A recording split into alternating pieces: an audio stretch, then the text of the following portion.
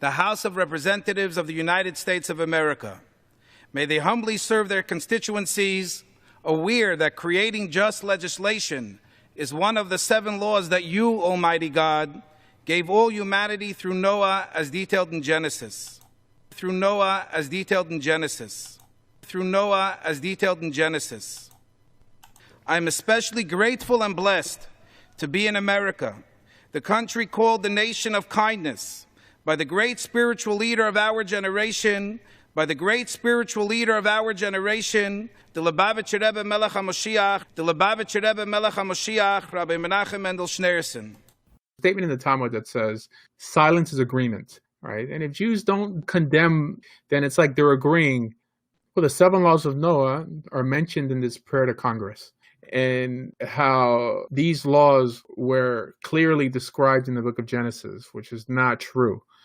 And then on top of that, he says, as the great spiritual leader of our generation. So now that's saying 2 different things here. If he would have said, by our great leader, or a great leader, not the great leader of our generation. First of all, by him saying of our generation means that he's acknowledging that he believes he's still alive, because the Lubavitcher Rebbe, I believe, died in 1994. And 2, he's saying that he is the greatest leader, the great leader of our generation. That means that no one is greater than he is. And then he says, Melech HaMashiach. Jews don't believe this. Only Chabad believes this. This guy thought that he was brought there to in some way represent Chabad. No, he was brought there to represent the Jewish people and religious Jewish people, because we're dealing with prayer. So I think that this guy has to apologize. Why is he bringing dogma into it? And it seems like really unbecoming of a decent Jew, like to try to speak for other Jews on things we don't even believe in. I mean, the average Jew doesn't believe that Rebbe's the Messiah. The average Jew who doesn't believe that he's the greatest teacher in our generation, he's speaking like he's still alive. I mean, he's dead. So they picked a Meshachist who was really inconsiderate to what other Jews actually believe. That means the goal was to keep her generic. I remember 3 months ago that Mike Pence brought up a Messianic rabbi to give a speech. I don't know if it was in Congress or to say a prayer. And all the Jews got upset. And I think made him apologize for it. Like, how dare he bring a Messianic Jew to bless, I think it was a National Day of Prayer, just because he said Yeshua HaMashiach. It's okay to believe that the Rebbe is the Messiah and is not dead and is still walking amongst us, somewhere hidden in his office in 770. But it's wrong for a Messianic Jew who, let's say, who doesn't believe that Jesus is God but happens to believe that he's the Messiah. That's in some way worse. I mean, what's the difference? It shows that there's a huge double standard, and all this is online for anyone to read it. The House of Representatives of the United States of America. May they humbly serve their constituencies, aware that creating just legislation is one of the 7 laws that you, Almighty God, gave all humanity through Noah as detailed in Genesis. Through Noah as detailed in Genesis. Through Noah as detailed in Genesis. I am especially grateful and blessed to be in America, the country called the nation of kindness, by the great spiritual leader of our generation, the Lubavitcher Rebbe Melech HaMoshiach, Rabbi Menachem Mendel Schneerson. Now, I know there's a lot of people who just repeat that. The Rebbe was the greatest righteous man, like the greatest tzaddik of our generation. If anyone says it, it's because they're just repeating what Chabad says. I'm not saying he's a bad guy, but to say that he's the most righteous man in the last 80 years, I mean, honestly, can you understand there's people who die on the front line for their country? Heck, when I was in the army, there was a drill sergeant who jumped on a grenade that some grunt dropped. This is the most righteous man in our generation, a guy who never did anything for anyone not born Jewish. I mean, honestly, I'm just saying it's kind of ridiculous if you're really comparing him to other great religious leaders like Mother Teresa, who's there in orphanages, holding on to kids as they breathe their last breath in this world. But they say this with a straight face. But he was, okay, that's one thing. Mother Teresa helping orphanages, I can get that. I get that. I dig that. But I mean, he expanded Yiddishkeit in other ways, giving out Shabbos candles, helping people knowledge. The greatest righteous man in our generation. All right, but he did it his own way. No, but that doesn't make any sense. But you can't be the greatest and do it your own way. Like, you're the greatest because you're head and shoulders above everyone else who also claims to be good. I'm not saying he's bad. Okay, for sure I'm not saying he's bad. But you just can't say that with a straight face that he's the most righteous man in the last 80 years who ever lived. You understand? And he didn't give out Shabbos candles. You know, his followers gave out Shabbos candles only to people who had Jewish blood, by the way. That's true. That's true. And it makes him look stupid when they say that someone who only keeps 7 laws is righteous enough to get to heaven. Only keep 7 laws. Are you kidding? I mean, Hitler kept more than 7 laws. I mean, honestly, I'm just saying, we have to think about these things before we say them. We just can't repeat things and expect to get away with them just because everyone else is saying it. I hear you, Rabbi. So what is exactly what should we say about the Rebbe?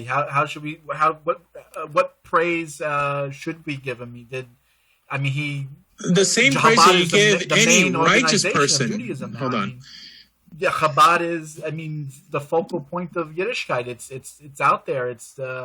Chabad is not the focal point of Yiddishkeit. Only if you live in 770. Chabad is not even the biggest Hasidic movement. Skvera is a lot bigger than Chabad. They're just in your face because they're in every major city and places like Thailand and all this stuff, but they're not that large. Chabad doesn't speak for Orthodoxy. Ashkenazim say nice things about their leaders, right? But they won't say that their leader was the most righteous man who ever lived in the last 100 years. You're basically spitting in the face of everyone else who also holds your leaders great, right? I'm not even going to say that about anyone I think is great. This is the best teacher who ever lived. Only a child talks like that. We know what the Rebbe did. Sure, he was a great guy, but he's not the greatest guy who ever lived in the last 100 years. Come on. Honestly, the greatest guy who ever lived? He lived to a very ripe old age, basically lived in luxury from the time he became a Rebbe in New York in the 50s. He didn't really give up much. Okay, he started programs to bring secular Jews back to Judaism. That doesn't make him the most righteous individual in the world, right? Because the world is more than just Jews. Heck, there's people who create vaccine. There's people who put their lives on the line to fight evil. And some guy in New York, in Brooklyn, who starts a movement for an ethnicity is the greatest man who ever lived. It's not well thought out. But the thing is, anyone who says anything bad about Jews, they get called Nazis. So, right? No, you're right. I agree with that, and that's wrong. We shouldn't be saying that to people who speak out against Judaism. But is it really fair to say that non-Jewish religious leaders actually are doing anything for the Jewish people other than trying to convert them to their particular brand of religion? Christians don't care about your background when they're trying to help you. You understand? Orthodox Jews, especially Chabad, take their money and only help Jewish people by policy. I know that. And what's wrong? Yeah. What's wrong with someone trying to convert you to their religion? That just shows that they care about you. Now, clearly, I believe Christianity is wrong. I believe Islam is wrong. But they believe we're wrong. But at least they care enough about people who think differently than they do to bring you over. But we find people who are not like us disgusting and in some way trying to impurify our gene pool. You can't win on this. It's wrong on every... this latest shooting in California, but the guy went into the Chabad house. He said why he went in. It was because of the Tanya, no? It was because of Chabad's view of the rest of the world. Of the way they view Gentiles. Right. Trust me, a Gentile's not going to know what Tanya is, but he's going to know the Chabad is pushing this ideology that the nations should accept these 7 laws and make themselves liable to all be decapitated if they're Christian. They shouldn't hide behind the fact that no one could say anything without being labeled a Nazi. Okay, because if a white guy would be saying the exact same thing that Chabad are doing, are you kidding? Of course it would be labeled bigoted, and rightly so. These people are making it unsafe for anyone who claims to be Jewish and Orthodox because people think that they speak for us.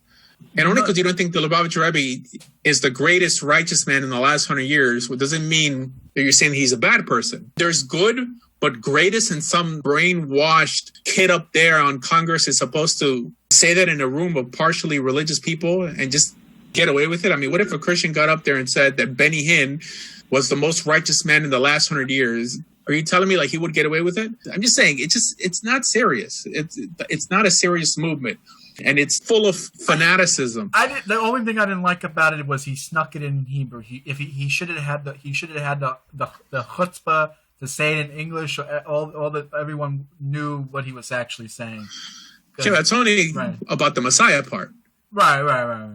Okay, Melech HaMashiach, the King Messiah. But again, he's speaking for Jews. Even the vast majority of Chabadniks won't say it out loud that they believe the Rebbe's the Messiah. Although I believe almost every Chabadnik does believe in one way or the other.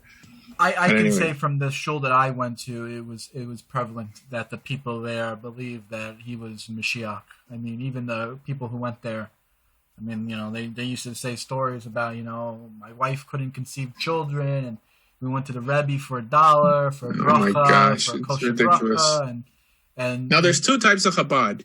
There's Chabad for Chabad here, which is like the Meshachistim and the Lokistim. Then there's Chabad outreach. So there's a lot of people who think like, oh, you know nothing about Chabad because my Chabad doesn't believe that. But that's because you're in an outpost. You're in a Chabad house that's there for secular Jews. I mean, most people drove there. They don't believe in what Chabad believes, but Chabad is slowly working on them. But when you have a Chabad for Chabad, I mean, heck, like just go to the headquarters in 770. There's all over the place. Yechi Adonenu, Moreinu Rabbeinu, Melech HaMashiach, Le'olam Vayed. Live long, our master and teacher, King Messiah, forever and ever. Amen. So Wade, you wanted to say something? You unmuted there for a second. Yeah. No, I guess that's what y'all are talking about is a lot of reasons why a lot of Christians and a lot of people that come out of Christianity or Islam or whatever is that even though there's, the Jewish people are good and decent people. I've been to Israel. There's a lot of good Jews out there. But there's a lot of, they just don't care for Gentiles. You have your place, and Christianity is the total opposite. The love, and I know everyone here has been a Christian, but what y'all were talking about really, it reminds me of why I don't go into Judaism. It's not that I couldn't join and come together, but I don't want to be with somebody that puts or looks at me and say, well, if you get to this level, I might look at you as a almost Jew. No, you know what? You just hold on to that for the rest of your life. I don't need you. Thank you. I'm not here to condemn, but I'm not going to kiss ass either. So that's how I feel. But I will say this for Christianity, they show love no matter what. And, if you try, if you work at it, they'll give love and fellowship and whatever, even though it's false. And there's a lot of things out there that are, but at least they do it with all their heart. And I will give them that. So that's me. No, we got to call things how they are. If you're not going to be good in the name of religion, then don't be religious, especially when there isn't a monopoly with Torah. I mean, Torah doesn't belong to anyone. It belongs to anyone who accepts it. It doesn't belong to any one group, right? So they're like, oh, we speak for Judaism, and then paint a bad picture of Torah and religion. And worse, they'll say that their ideas and their teachings are in Torah. But of course, they can never pinpoint it. It's because it's not there. It's like Rashi or something. Come on. And now, mind you, we're not going to find a synagogue that agrees with us 100%, especially if you believe in encouraging people to consider becoming Jewish, and especially if you're a convert. I think any convert in any synagogue in America feels let down.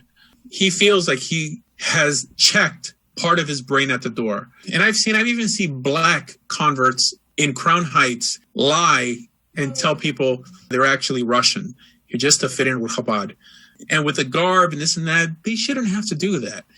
I don't think any convert could really walk into a synagogue. Masks. We wear many different hats. No pun intended. Well, that's the thing. I don't think any convert dealing with religion should walk into any synagogue and have to feel ashamed. I mean, have to feel like he's selling out, like buying notions of Jews being superior to everyone else, like buying the notion that they don't want their Gentile relatives to come to Torah. Of course they do. Of course. I mean, I think anyone who loves Torah enough to convert to Judaism wants their whole family to come to Torah, wants all their friends. I'm telling you. As someone who grew up in the street, I knew girls who you could do anything with them if you just bought them McDonald's. Okay. And I remember the first time I went to a Jewish wedding, an Orthodox Jewish wedding in Israel. And then you see a woman up there who's never touched a man, who's never kissed a man. The guy as well up there, I mean, this is their first contact with the opposite sex. They've had a great religious upbringing, ethics, standards of courtship, things that don't exist in the Christian world. And it's so beautiful. And I'm thinking, like, you know what, there's so many women that I knew who didn't know any better. You know, how can I not want all these women to do the same, to end up the same? For me to say, oh, well, you know, keep 7 laws. The 7 laws won't even do them any good. I mean, they're supposed to be Christian. They're supposed to have right, I know. more laws. So how is going any down? any converts who regurgitates that line that Gentiles should just remain Gentiles and Jews just remain Jews has checked their brains at the door. They're selling out. They left one cult to enter another cult. But you can. But this is where I come in, and this is where I maybe I'm wrong for being like this. But this is where my bigotry kind of steps in. I say, you know, they're non-Jews. That's what they do. They'll do anything from McDonald's. They don't have They don't have anything more than that. You know. Come on, man. All right. But then I believe whether you are a Chabadnik, then because that is the Chabad. Listen, Rabbi, I can tell you stories too. I went to a funeral once. At a Christian church, this was years ago, and I remember people dressing like the women were dressing like they were prostitutes, and I'm thinking to myself, this is supposed to be a house of God. And years later, I kind of it clicked with me. That's how they acted. I mean, I don't know what to say, but